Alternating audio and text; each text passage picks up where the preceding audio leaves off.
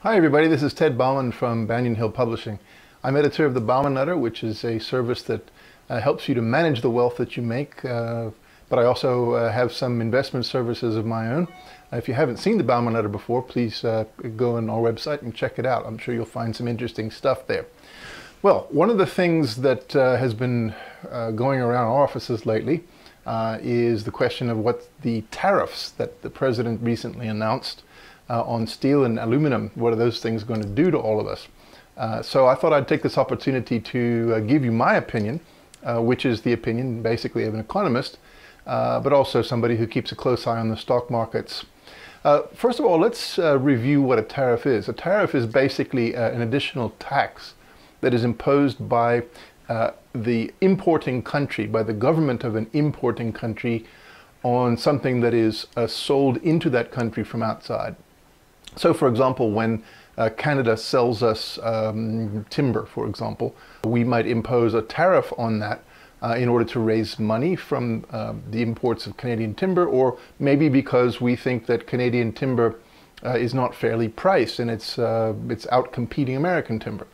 Well, in this case, President Trump decided to impose a tariff of 25% on manufactured steel and also 10% on aluminum products. Now, before I talk about the impact of that, let's bear in mind that this is not the first time that this has ever happened. Many presidents have done it in the past. Ronald Reagan did it, Bill Clinton did it. The idea behind these kind of announcements of tariffs on these sorts of things is really kind of a shot across the bows, basically intended to tell other countries, you know, if you are subsidizing your exports of these things to the United States, you better stop, otherwise we'll start taxing it.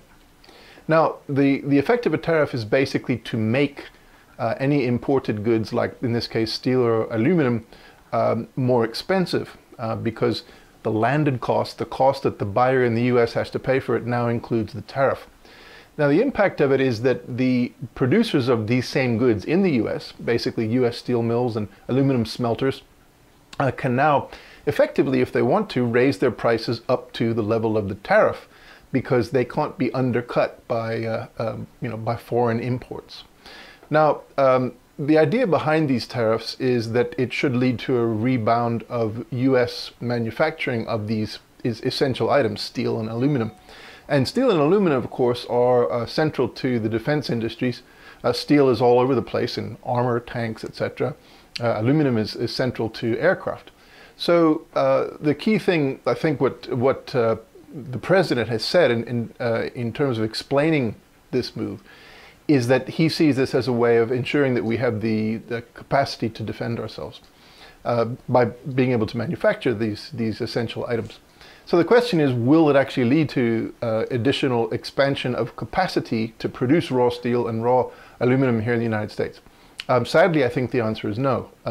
First of all, the decline of US production of steel and aluminum is something that's been going on for nearly 50 years. And the big steel producers like Bethlehem Steel, US Steel, etc., have not simply mothballed old mills. They have closed them down and even in many cases sold the properties. So it's not a simple matter of adding additional capacity to produce more steel and raw aluminum in the United States. It would require massive investments that can only be recouped over many years. And that raises the second problem, which is that most of these companies are probably going to adopt a wait-and-see attitude and say, well, if the president could announce these tariffs just like that, maybe he'll withdraw them just like that, or maybe some future president will do it. So in my opinion, it's highly unlikely that US steel and aluminum producers are going to expand their capacity and create more jobs as a result of these tariffs. On the other hand, what they may do is increase their prices, in which case the effect of the tariffs will be simply to add additional profits to the companies, the US companies that produce steel and aluminum. Now, that may lead to increased dividends if they decide to do that, or it may just lead to increased profit rates for those companies. Who knows what they will do? The bottom line is I don't see it creating any jobs in the steel and aluminum industries. On the other hand, the US has employs millions of people in industries that use steel and aluminum as inputs to the manufacturing process. Now, before I talk about that, the figures I've seen are that about 200,000 people, for example, work in the US steel industry. So that's not a great number of people. There are millions and millions of people working in factories that take raw steel and turn it into goods for consumers. For example, companies that manufacture the little grids that go into your oven. Those are all foreign steel makers. Now that raw steel is going to cost up to 20% or 25% more, which will have a negative impact on the profit margins of those companies, which could actually lead to job losses in those companies.